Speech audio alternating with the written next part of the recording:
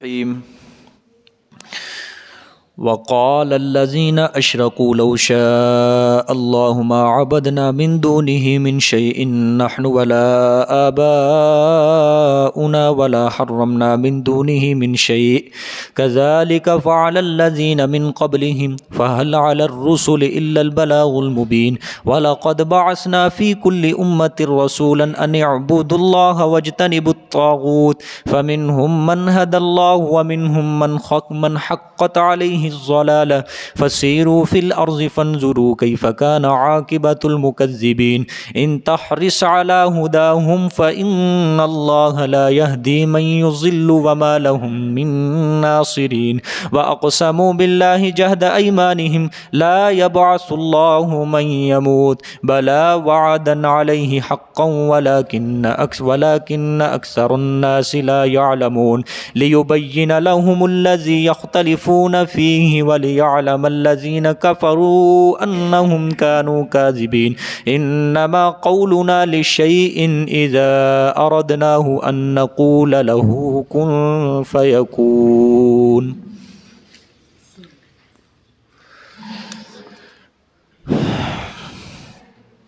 گزشتہ سبق میں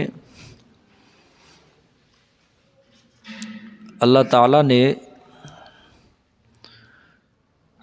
مشرکین کے بارے میں زجر فرمایا کہ جو توحید کے منکر ہیں ان کے دل ناشناس ہیں، یعنی ایک معبود کی عبادت کرنے کے اوپر ان کے دل نہیں ٹکتے، اس لیے کہ ان کے دل تکبر سے بھرے ہوئے ہیں۔ اس کے بعد پھر اللہ تعالیٰ نے مشرکین کی تدبیروں کے بارے میں فرمایا کہ گزشتہ قومیں جتنی بھی تھیں انہوں نے اہل ایمان اور نبیوں کے خلاف جتنی بھی تدبیریں کی، ان کی اپنی بنائی ہوئی تدبیریں اپنی ہی ہلاکت کا سبب بن گئیں۔ پھر اللہ نے فرمایا قیامت والے دن میں ان کو ذلیل و رسوا کروں گا، اور فرشتے جب ان کی روحیں قبض کرتے ہیں اس حال میں یہ کفر و شرک کرنے والے ہوتے ہیں، پھر قیامت والے دن اللہ تعالیٰ ان کو فرمائیں گے کہ اب داخل ہو جاؤ جہنم کے دروازوں کو، تمہارا ٹھکانہ بہت برا ہے۔ پھر اللہ تعالیٰ نے مومنین کو بشارت سنائی کہ وہ ان سے جب پوچھا جاتا ہے کہ قرآن کیا نازل کیا تمہارے رب نے، وہ کہتے ہیں یہ خیر و برکت نازل کی ہے۔ اللہ تعالیٰ نے پھر ان کو بشارت دی، جنت کی، باغات کی۔ پھر اللہ نے فرمایا اسی طرح اللہ بدلہ دیتا ہے متقین کو۔ پھر آخر کے اندر اللہ تعالیٰ نے حل ینظرون الا ان تأتیہم الملائکۃ وان یأتی امر ربک، یہاں سے اللہ تعالیٰ نے مشرکین کے ایک شبے کا جواب دیا کہ یہ لوگ چاہتے ہیں کہ نبی علیہ الصلاۃ والسلام کے متعلق فرشتے آ کر گواہی دیں یا اللہ کا عذاب آ جائے، اس کو دیکھ کے ہم ایمان قبول کر لیں گے۔ اللہ تعالیٰ نے فرمایا میرے پیغمبر ان سے پہلے بھی مشرکین پکا سے پہلے بھی کئی لوگ آئے اسی طرح اپنے پیغمبروں کے ساتھ مسخریاں کیا کرتے تھے۔ آج کے سبق میں اللہ تعالیٰ شکوہ بیان کریں گے، یہ بھی مشرکین کا شکوہ اللہ تعالیٰ کریں گے۔ ترجمہ دیکھیں، وقال الذین اشرکوا لو شاء اللہ ما عبدنا من دونہ من شیء نحن ولا آباؤنا ولا حرمنا من دونہ من شیء، اور کہا ان لوگوں نے جنہوں نے شرک کیا اگر چاہتا اللہ پاک ما عبدنا تو نہ ہم عبادت کرتے من دونہ اللہ کے علاوہ اس کے سوا من شیء کسی چیز کی، نحن ہم، ولا آباؤنا اور نہ ہمارے آباء و اجداد، ولا حرمنا اور نہ ہم حرام کرتے اس کے علاوہ کسی چیز کو۔ یہ شکوہ اللہ تعالیٰ نے فرمایا کہ مشرکین کہتے ہیں کہ اگر خدا تعالیٰ ہمارا شرک اور ہمارے شرکیہ اعمال، مثلا جو ہم بحیرہ صاحبہ کو غیر اللہ کے نام کے لیے تحریم کرتے ہیں، ان کو حرام کرتے ہیں، ان جانوروں کو، اگر اللہ کو یہ ناپسند ہوتا تو اللہ تعالیٰ ہمیں روک دیتا اس سے۔ اللہ تعالیٰ ہمیں کیا کر دیتا؟ روک دیتا۔ اللہ کو اگر یہ ہمارے شرکیہ اعمال ناپسند ہوتے تو وہ ہمیں ایسی باتیں کرنے سے، ایسے افعال کرنے سے اللہ تعالیٰ روک دیتا، اور اگر اللہ تعالیٰ ہمارے شرک سے ناراض ہوتے، ناپسند کرتے، اگر نہ ہم رکتے تو اللہ تعالیٰ فوراً ہمیں عذاب میں مبتلا کر دیتا۔ تو یہ عذاب کا نہ آنا بھی تو معلوم ہوتا ہے اللہ تعالیٰ ہمارے شرکیہ اعمال سے کیا ہے؟ راضی ہے۔ ٹھیک ہے، دیکھیں اس کے اندر انہوں نے کیا کہا، وقال الذین اشرکوا لو شاء اللہ، کہ کہا ان لوگوں نے جنہوں نے شرک کیا اگر اللہ چاہتا ما عبدنا من دونی، تو اللہ کے سوا ہم کسی چیز کی عبادت نہ کرتے. ٹھیک ہے. آگے پھر انہوں نے کہا ہم اور ہمارے آباء و اجداد بھی ان چیزوں کی عبادت نہ کرتے. ٹھیک ہے. ولا حرمنا من دونہ من شیء، اور نہ ہم حرام کرتے، یعنی مشرکین مکہ جانوروں کو پیروں بزرگوں کے نام پر حرام کر دیتے تھے.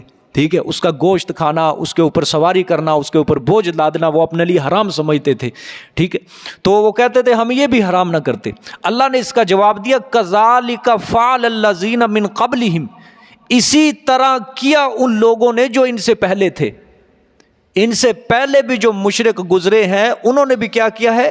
اسی طرح کیا ہے. یہ سب جہالت کی باتیں ہیں، یہ سب یہ کافر، یہ مشرک مکے کے مشرک بھی یہی بات کہتے ہیں. ان سے پہلے بھی جتنے مشرک گزرے ہیں انہوں نے بھی یہی باتیں کی. فَهَلْ عَلَى الرُّسُلِ إِلَّا الْبَلَاغُ الْمُبِينُ، پس نہیں ہے اوپر رسولوں کے مگر پہنچا دینا. پس نہیں ہے اوپر رسولوں کے مگر پہنچا دینا، المبین صاف پہنچا دینا. ٹھیک ہے.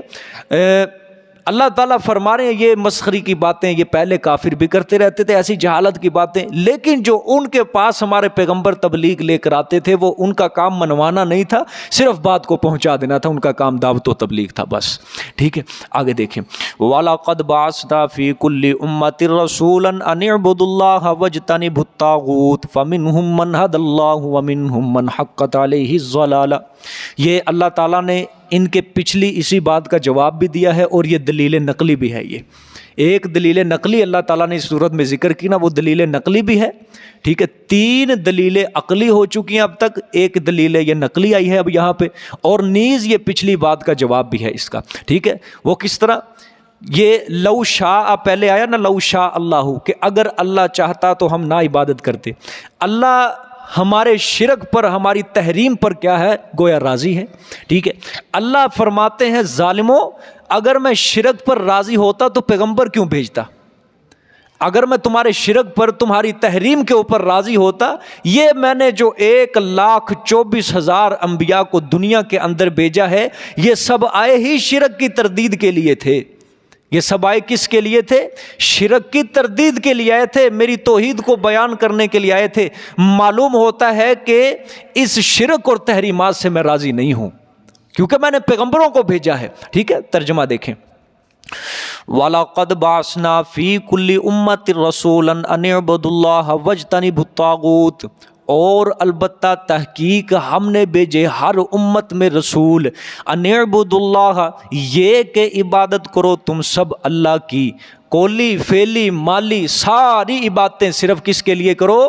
اللہ کے لیے کرو. واجتنبوا الطاغوت، اور بچو تم طاغوت سے، یعنی طاغوت کی عبادت سے بچو تم. ٹھیک ہے. اللہ نے فرمایا ہم اس سے پہلے ہر امت کے اندر کیا بھیج چکے ہیں؟ رسول بھیج چکے ہیں. ہر رسول کی طرف ہم نے یہی وحی کی کہ تم نے اپنی امتوں کو یہی پیغام دینا ہے، ان اعبدوا اللہ، عبادت صرف کس کی کرنی ہے؟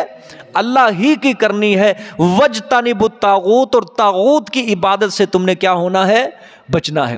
طاغوت کیا ہے یہ میں پیچھے سمجھایا ہوں، ہوا اسم معبود من دون اللہ تعالی. ٹھیک ہے. اللہ کے علاوہ اس کائنات میں جس کسی کی بھی عبادت کی جائے گی وہ طاغوت کے اندر شمار ہوگا. ٹھیک ہے. یہ مفسرین نے کچھ مفسرین نے یہ بھی بات بیان کی ہے کہ اللہ کے علاوہ اس کائنات میں جس چیز کی بھی عبادت کی جائے گی وہ کیا ہے؟ طاغوت ہے. سورج کی عبادت کی جائے گی سورج طاغوت ہے. ٹھیک ہے. چاند کی عبادت کی جائے گی چاند طاغوت ہے. اللہ کے علاوہ جس کسی کی، یا طاغوت سے مراد شیطان ہے، چونکہ اللہ کے علاوہ جس چیز کی بھی عبادت کی جاتی ہے گویا وہ شیطان کی عبادت ہوتی ہے. ٹھیک ہے. جس طرح حضرت ابراہیم علیہ السلام نے اپنے والد محترم سے فرمایا لما تعبد الشیطان، اے ابا جان تو شیطان کی عبادت کیوں کرتا ہے؟ ٹھیک ہے.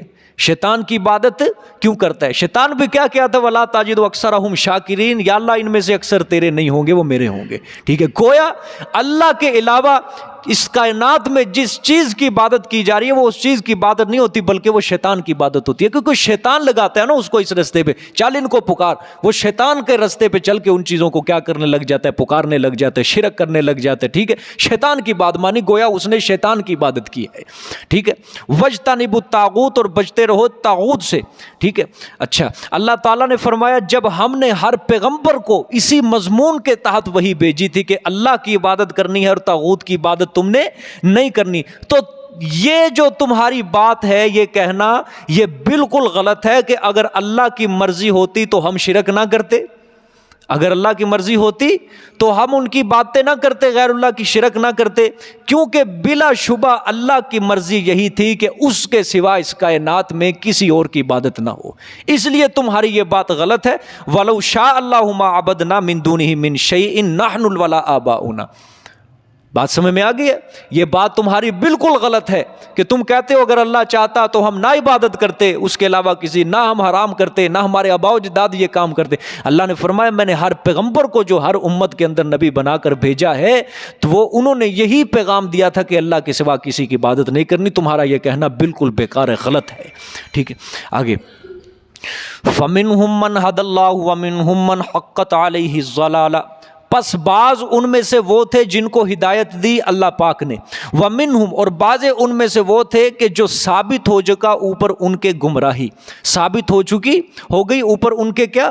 گمراہی۔ اللہ نے فرمایا گزشتہ قوموں میں سے جن لوگوں نے انابت رکھی دل میں اللہ نے ان کو ہدایت دے دی، جن لوگوں نے ہدایت کو قبول کرنا چاہا اللہ نے ان کو کیا دے دی؟ ہدایت دے دی۔ اور جو لوگ ضد پہ اڑے رہے، اناد پہ اڑے رہے، پیغمبروں کو ستایا، تکلیفیں دی، اللہ تعالیٰ نے ان کے مقدر میں گمراہی کو پکا پکا لکھ دیا، ثابت کر دیا، اللہ تعالیٰ پکا مشرک بنا دیا، مرتے دم تک یہ شرک کرتے رہیں گے، قیامت والے دن جہنم میں جائیں گے، ٹھیک ہے؟ آگے یہ تخویف دنیاوی ہے، آگے فسیروا فی الارض فانظروا کیف کان عاقبۃ المکذبین، پس چلو پھرو تم زمین میں، پس دیکھو کیسا تھا انجام ان لوگوں کا، کیسا تھا انجام جھوٹ بولنے والوں کا، جھوٹے لوگوں کا کیسا تھا انجام، یعنی پہلے مکذبین جو جھوٹے تھے، جھٹلانے والے نبیوں کو، مسئلہ توحید کو جو جھٹلانے والے تھے، ان کا حال بھی دیکھ لو مشرکین مکہ۔ اگر تم نے نا عبرت حاصل کی تو تمہارا حشر بھی یہی ہوگا۔ چلو پھرو زمین ہے، اس کا مطلب یہی ہے کہ یہ شام کی طرف تجارت کرنے کی غرض سے جایا کرتے تھے، اور یہ جتنی بھی تباہ شدہ بستیاں ہوتی تھی یہ اسی رستے کے اندر آیا کرتی تھی۔ چلو پھرو زمین میں، انجام دیکھو لوگوں کا جنہوں نے نبیوں کو جھٹلایا، مسئلہ توحید کو جھٹلایا۔ اگر میں خوش ہوتا تو میں گزشتہ قوموں کو عذاب دے کر ہلاک کیوں کرتا؟ اگر میں تمہارے شرک و کفر کے اوپر خوش ہوتا تو میں گزشتہ قوموں کو شرک کی وجہ سے عذاب نہ دیتا، تو جو میں نے ان کو ان کے گناہ شرک کرنے کی وجہ سے، کفر کرنے کی وجہ سے عذاب دیا، معلوم ہوتا ہے کہ میں شرک اور کفر کے اوپر راضی نہیں تھا۔ سمجھ آ گئی بات؟ دیکھیں جی آگے، ہاں فسیروا فی الارض، پس چلو پھرو زمین میں، فانظروا پس دیکھو تم کیسا تھا انجام جھٹلانے والوں کا، کیسا تھا انجام جھٹلانے والوں کا، ٹھیک ہے؟ آگے ان تحرص علی ھداھم فإن اللہ لا یہدی من یضل وما لهم من ناصرین، یہ آپ صلی اللہ علیہ وسلم کو تسلی دی۔ آپ صلی اللہ علیہ وآلہ وسلم کو اللہ تعالیٰ نے سورۃ توبہ کے اندر بھی حریص کہا ہے، جس کا اردو کے اندر ترجمہ کیا جاتا ہے لالچی، ٹھیک ہے؟ یعنی آپ صلی اللہ علیہ وآلہ وسلم ہر وقت اس فکر میں رہتے تھے کہ یہ سب کے سب کیا لے آئے؟ ایمان لے آئے، ٹھیک ہے؟ یہ مشرک جتنے بھی ہیں یہ سب کے سب ایمان لے آئے، یہ یہودی عیسائی جتنے بھی ہیں یہ دل سے ایمان لے آئے۔ آپ صلی اللہ علیہ وسلم کو اس فکر میں پڑے رہتے تھے ہر وقت۔ اللہ تعالیٰ نے اس آیت کے اندر تسلی دی، ان تحرص، اگر میرے پیغمبر اگر حرص کرو آپ علی ھداھم، ان کی ہدایت پر، پس آپ کا حرص کرنا ان کو بالکل نفع نہیں دے گا۔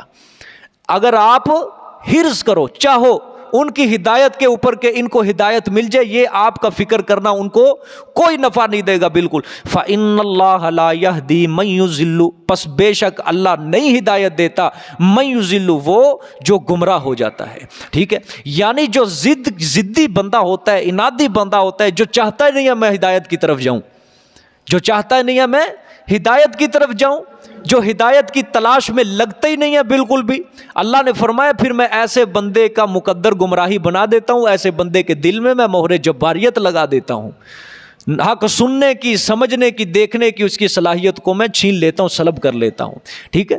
اس لیے آپ پریشان نہ ہو، ان کے ایمان نہ لانے کی امید نہ رکھیں، آپ اس پہ پریشان نہ ہو، ٹھیک ہے؟ فإن اللہ لا یہدی من یضل، پس بے شک اللہ نہیں ہدایت دیتا وہ جو گمراہ ہوتا ہے، جس کو گمراہ کرتا ہے۔ وما لهم من ناصرین، اور نہیں ہوگا واسطے ان کے کوئی مدد کرنے والا.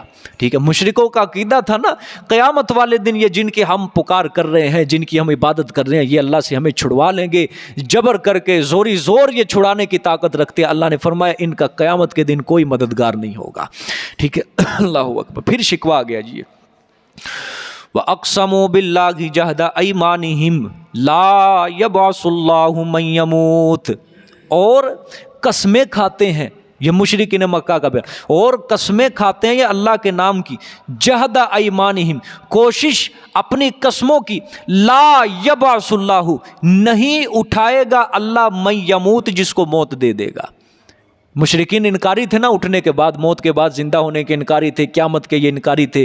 ٹھیک ہے, اللہ نے یہ مشرکین کہتے, اللہ کی قسم اٹھا کر کہتے تھے, اللہ کی قسم کہ اللہ مرنے کے بعد ہمیں زندہ نہیں کرے گا. کیا مطلب؟ تو شرک و کفر کی سزا بھی نہیں ہوگی. جب زندہ کر کے اٹھائے گا نہیں تو شرک و کفر کی سزا بھی نہیں ہوگی ہمارے لیے. یہ شکوہ کیا اللہ نے کہ میرے پیغمبر یہ دیکھو, مشرکین ایک طرف تو میرے ساتھ شریک کر رہے ہیں, یہ ظالم میرے ساتھ شریک کر رہے ہیں, غیر اللہ کو متصرف سمجھ رہے ہیں, مختار کل سمجھ رہے ہیں, عالم الغیب سمجھ کر ان کو پکار رہے ہیں, اور ساتھ ہی بڑے شد و مد کے ساتھ, زور و شور کے ساتھ ظالم یہ بھی کہتے ہیں کہ اللہ تعالیٰ مرنے کے بعد ہمیں زندہ نہیں کرے گا, قیامت نہیں آئے گی, ہمیں کفر و شرک کی سزا نہیں ملے گی. پھر اللہ نے ان کے اس قول کا رد کیا, اور بڑا زبردست رد کیا ہے. بلا وعدن علیہ حقا, بلکہ کیوں نہیں اٹھائے گا, وعدن, وعدہ علیہ, اوپر ان کے حقاً, سچا ہے. یعنی مرنے کے بعد میں ان کو دوبارہ زندہ کروں گا, یہ میرا پکا وعدہ ہے, سچا وعدہ ہے. ٹھیک ہے, اللہ اکبر. آگے, وَلَٰكِنَّ أَكْثَرَ النَّاسِ لَا يَعْلَمُونَ, اور لیکن اکثر لوگ نہیں جانتے, لیکن اکثر لوگ نہیں جانتے. اللہ نے رد فرمایا کہ کیوں نہیں اللہ زندہ کرے گا, مرنے کے بعد دوبارہ زندہ کرنے کا اللہ وعدہ فرما چکا ہے, اللہ زندہ کرے گا. ان کی جہاں جہاں بھی ان ظالموں کی ہڈیاں ہوں گی وہ سب جڑیں گی, چاہے خاک کے اندر کیوں نہ مل جائے, یہ دوبارہ بنیں گے, دوبارہ ایک انسان. جس طرح میں ایک نطفے سے ایک انسان بنا دیتا ہوں, میں دوبارہ مرنے کے بعد بھی دوبارہ انسان بنانے کے اوپر قادر ہوں, اور جزا اور سزا دینے کے اوپر قادر ہوں. ان کو میرا وعدہ سچا ہے, لیکن اکثر لوگ جانتے نہیں ہیں. پھر اللہ نے آگے قیامت برپا کرنے کی حکمت بیان کی ہے, حشر و نشر برپا کرنے کی حکمت بیان کی. لِيُبَيِّنَ لَهُمُ الَّذِي يَخْتَلِفُونَ فِيهِ, تاکہ ظاہر کر دے اللہ واسطے ان کے, ان مشرکین کے, الذی یختلفون فی, وہ مسئلہ جو اختلاف کرتے تھے بیچ اس کے, یعنی مسئلہ توحید کے اندر یہ موحدین کے ساتھ اختلاف کرتے تھے, اللہ تعالیٰ اس کو کیا کر دے, ظاہر کر دے. اللہ فرمانا چاہتا ہے کہ حشر و نشر کو میں جو برپا کروں گا, اس کی میری ایک حکمت تو یہ ہوگی, یہ حشر و نشر اس لیے ہوگا تاکہ حق و باطل کا جو اختلاف یہ کرتے ہیں دنیا کے اندر, آخری اور قطعی فیصلہ اس کا قیامت والے دن ہو جائے گا. کون حق پر ہے کون باطل پر ہے, آخری فیصلہ یہ قطعی وہاں پہ جا کے ہو جائے گا. ٹھیک ہے, کیونکہ جب اہل حق کو اللہ جنت کے اندر داخل فرما دے گا, اہل دوزخ کو اللہ دوزخ کے اندر داخل کر دے گا, تو پھر کیا ہوگا, اہل جنت کے اوپر اس وقت توحید کے حق ہونے اور شرک کے باطل ہونے کا مشرکین کو خود پتہ چل جائے گا. جب اللہ مشرکین کو جہنم میں داخل کرے گا اور اہل جنت کو جنت میں داخل کرے گا, پھر توحید کا حق ہونا اور شرک کا جھوٹا ہونا, باطل ہونا, یہ مشرکین کو بھی پتہ چل جائے گا. ہاں توحید حق ہے اور شرک باطل ہے. وہ دنیا کے اندر ہم جو شرک کرتے رہے, غیر اللہ کی مدد مانگتے رہے, غیر اللہ کی نظر نیاز دیتے رہے, وہ سب کا سب جھوٹ تھا, باطل تھا. اور یہ جو موحدین, یہ صرف اللہ کے آگے سجدہ کرنے والے, اللہ کا نام لینے والے, اللہ کا نام بلند کرنے والے تھے, یہ سچے تھے, ان کا مذہب بھی سچا تھا. ٹھیک ہے, یہ اللہ تعالیٰ نے حکمت بیان کی. لِيُبَيِّنَ لَهُمُ الَّذِي يَخْتَلِفُونَ فِيهِ, تاکہ واضح کر دے, ظاہر کر دے اللہ پاک واسطے ان کے, الذی, وہ مسئلہ, یختلفون, جو اختلاف کرتے تھے, فیہ, بیچ اس مسئلے کے. ٹھیک ہے, وَلِيَعْلَمَ الَّذِينَ كَفَرُوا, اور تاکہ جان لیویں یہ مشرکین, تاکہ جان لیویں معائنے کے وقت, تاکہ جان لیں وہ لوگ جنہوں نے کفر کیا انہم کانو کاذبین، بے شک وہ تھے جھوٹ بولنے والے. یعنی یہ مشرکین جب میں حشر و نشر کو میں برپا کروں گا اس میں میری ایک حکمت یہ بھی ہوگی کہ یہ دنیا کے اندر مشرکین مکہ قیامت کا انکار کیا کرتے تھے، جب قیامت آئے گی جہنم میں جلیں گے، سڑیں گے، مریں گے، ان کو یہ بھی پتہ چل جائے گا وہ جو دنیا کے اندر ہم کہتے تھے نا کہ قیامت نہیں آئے گی، قیامت نہیں آئے گی، یہ ان کو پتہ چل جائے گا ہم اس قول کے اندر، اس بات کے اندر بھی کیا تھے، ہم جھوٹے ثابت ہوئے ہیں. ٹھیک ہے، ہم اس قول کے اندر بھی کیا تھے، جھوٹے تھے. وَلِيَعْلَمَ، اور تاکہ جان لیں یہ مشرکین معائنے کے وقت الذین کفروا، وہ لوگ جنہوں نے کفر کیا، انہم کانوا کاذبین، بے شک وہ تھے جھوٹ بولنے والے. انما قولنا لشیء اذا اردنا ان نقول له کن فیکون. یہ اللہ تعالیٰ نے یہ پیچھے مشرکین کا شکوہ بیان کیا نا، لا یبعث اللہ من یموت، کہ اللہ نہیں اٹھائے گا جب موت دے دے گا، موت کے بعد اللہ تعالیٰ نہیں اٹھائے گا. سمجھ آ گیا؟ اللہ تعالیٰ ان کے اس بات کا جواب دے رہے ہیں. اللہ فرما رہے ہیں ظالموں کہ میں نے ایک نطفے سے ایک انسان پورا پیدا کر دیا. ٹھیک ہے، اس بات کے اوپر میں قادر ہوں کہ ایک نطفے سے، ایک بے حس اور بے شعور چیز سے میں ایک پورا انسان اور سمجھدار انسان اور ہوشیار انسان پیدا کر سکتا ہوں. میں مرنے کے بعد بھی دوبارہ زندگی دینے کے اوپر قادر ہوں، اور مجھے اس کے لیے کوئی تکلف کرنے کی، کوئی کوشش کرنے کی، کوئی بنانے سنوارنے کی بھی ضرورت نہیں ہے. میں نے تو صرف کن کا کلمہ کہنا ہے، وہ چیز نے اپنے وجود پکڑ لینا ہے. میں نے صرف ایک کن کہنا ہے، کلمہ کن کہنا ہے، وہ چیز کیا ہو جائے گی، اپنا وجود پکڑ لے گی، وہ چیز برپا ہو جائے گی. ٹھیک ہے، دیکھو انما قولنا لشیء، سوائے اس کے نہیں ہمارا قول، ہماری بات، لشیء کسی چیز کے لیے، لشیء کسی چیز کے متعلق. ٹھیک ہے، اچھا لشیء یہ حمزہ کے نیچے دو زبریں، یہ حقارت کے معنی دے رہی. حقارت مطلب کسی حقیر سے حقیر چیز کے متعلق بھی ہمارا حکم. ٹھیک ہے، کسی ادنا سے ادنا چیز کے متعلق بھی ہمارا حکم. اذا اردناہ، جب ہم ارادہ کرتے ہیں اس کا، جب ہم ارادہ کرتے ہیں اس کا، ان نقول، یہ کہ پھر ہم کہتے ہیں، لہو واسطے اس کے، کن، کن ہو جا، فیکون، پس وہ ہو جاتا ہے کام. ٹھیک ہے، کن کہتے ہیں. سورۃ یاسین کے اندر بھی اللہ نے فرمایا اذا ارادہ شیئا ان یقول لہ کن فیکون، جب بھی اللہ کسی چیز کا ارادہ کرتے ہیں اللہ کہتے ہیں کن فیکون، تو وہ چیز ہو جاتی ہے. ٹھیک ہے، یہاں بھی اللہ نے فرمایا کہ کسی چیز کے متعلق ہماری بات، جب بھی ہم اس کے متعلق کوئی ارادہ کرتے ہیں تو ہم تو صرف بس کن ہی کہتے ہیں. انسان کی طرح نہیں کہ سفر کرنا پڑے، چلنا پڑے اور تکلف اٹھانا پڑے، مشقت کرنی پڑے. ہم انسان کی طرح نہیں، ہم ایسے عیب سے، ایسے نقص سے پاک ہیں. ہم تو صرف کن کہتے ہیں، فیکون، تو وہ چیز اپنا وجود پکڑ لیتی ہے، ہو جاتی ہے. ٹھیک ہے، جزاک اللہ جی، صدق اللہ العظیم. یہ سب حضرات تشریف رکھیں.